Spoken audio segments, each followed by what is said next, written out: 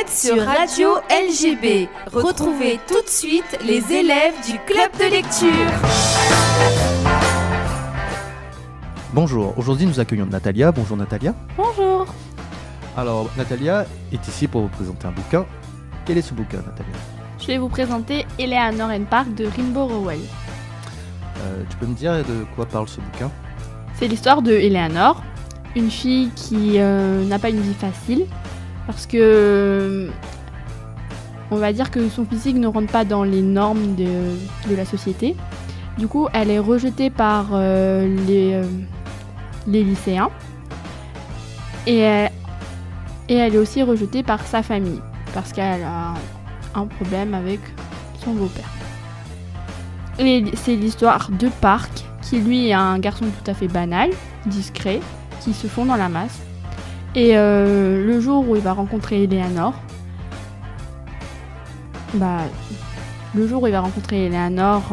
grâce aux comics et aux Smiths, leur passion en commun, sa vie va légèrement changer. Dans ce livre, on va suivre l'évolution de la relation de Eleanor et Park. L'auteur aborde des sujets tels que l'abus domestique, la violence envers les enfants, l'intimidation ou encore l'image du corps. Donc c'est pas forcément des sujets de livres où on va se diriger forcément dès le début, mais je trouve que l'auteur a vraiment bien traité ce sujet. Je trouve que l'auteur a vraiment bien traité ces sujets, plus la romance, qui fait que ça a donné un mélange d'émotions pas mal. Du coup, tu peux me dire pourquoi tu as choisi ce livre ? Enfin, comment tu es tombé sur ce livre ? C'est en regardant YouTube. Ah oui, ça c'est original ça comme réponse. Je regarde des booktubeuses. Et Eleanor and Park, elle expliquait ce que c'était. Et l'histoire m'a attirée. Du coup, pour mon anniversaire, j'ai demandé le livre. Et quand je l'ai eu, il n'a pas duré 3 jours. Pas plus de 3 jours.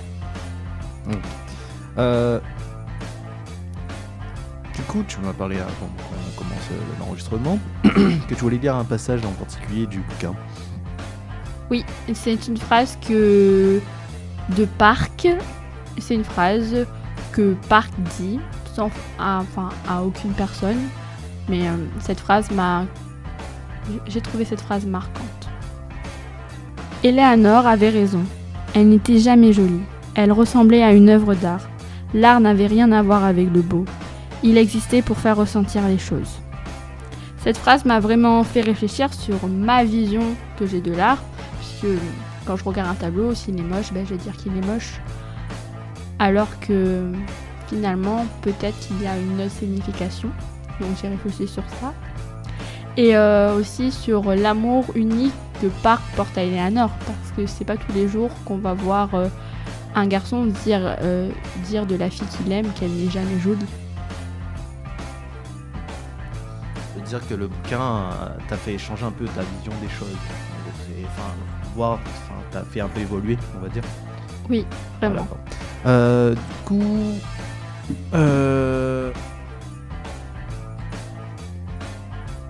sur le même auteur, quel bouquin tu peux considérer ? Ou c'est un autre bouquin similaire ?